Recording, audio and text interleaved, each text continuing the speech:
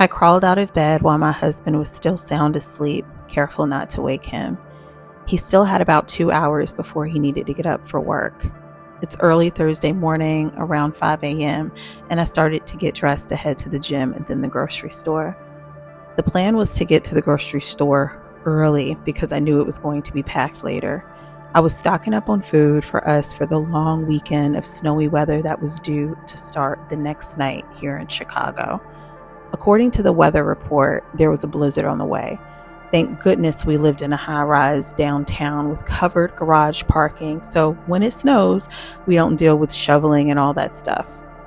I slipped on my black two-piece fitted jogging set, laced up my black and gold Nikes, and bundled up my bubble coat, then slipped on my gloves, then headed out the door. I worked out at the gym for about 45 minutes, then began driving to the grocery store. There weren't many cars in the parking lot because they had just opened. So glad I got there early because I knew it would be a madhouse later with everyone trying to get their last-minute shopping done before the storm. I grabbed a cart and began shopping. After I was in the store for about 20 minutes, I noticed a guy that was staring at me.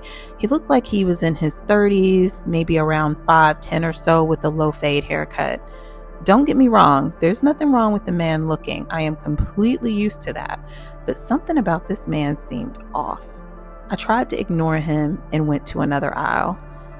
Getting a few items from the next aisle, I looked up and saw him again staring at me with this weird look in his eyes, and he had no items in his hand, no cart, no nothing. All I could think about was how I left my damn pepper spray in the car. It was absolutely doing me no good now. I decided to go over one more aisle where there were 2 more people shopping, and thank goodness he did not follow me that time. I spent another 10 minutes shopping, then headed to the checkout. As I'm unloading my groceries on the belt, the weird guy appeared out of nowhere. This time he approached me and he said, "You are fine as hell," loud enough for everyone in all lines to hear. My heart started to race. I thanked him politely and redirected my attention to my cart where I continued to unload my groceries. Unfortunately, this weirdo did not take the hint. He started asking me stupid questions, trying to make conversation, even though it was obvious that I was turning away from him and ignoring him. This is when it really got crazy, as if it wasn't crazy enough already. He asked if I wanted to go to breakfast with him after I was done shopping. He said he would cook breakfast at his house. I looked at him and told him, I don't think my husband will like that. Once I said that, he got pissed. He started calling me names and said I was lying, and he said he was going to make me have breakfast with him. Thankfully, a big guy in a blue coat who was in line behind me approached him and told him to walk away now or he was going to kick his ass. The weirdo guy turned around to leave the store because he clearly realized he didn't want any smoke with this big guy in the blue coat. I was so grateful that man stepped in when he did. It was like one of those scenes in a movie where the nice, attractive man saves the woman from a crazy man.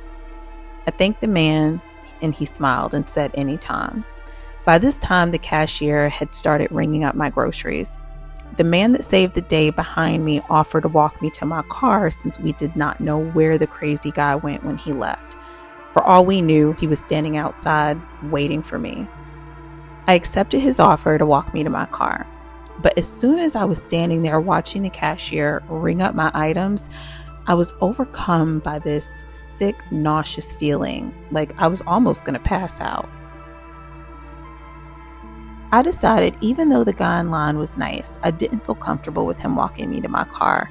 I just didn't feel like trusting anyone at that moment, and I really didn't even feel like leaving the store. So I just kind of wanted to wait a little bit. I told him, on the other hand, no thank you, and that I was good. He smiled and told me to take care. I didn't live far, so I sat down on a bench inside of the store at the front entrance and called my husband and told him everything that happened. My husband is like 6'5", solid frame, and he's a bit hood, which I love. I always feel safe around him. He told me to stay in the store and that he was on his way. After a few minutes, I stood up and pushed my cart over to the window to watch for my husband to pull up. In between me looking at my phone and looking out the window, I looked up just in time to see a black SUV drive by with the nice guy that saved the day that offered to walk me to my car driving. And the weirdo dude that was harassing me was in his passenger seat. I was so in shock and nauseous. What the hell did they have planned? A few minutes later, my husband pulled up. He kissed me, looked around, but the guys were long gone. He loaded the groceries and followed me home. I'm glad I trusted my intuition and did not allow that man to walk me to my car.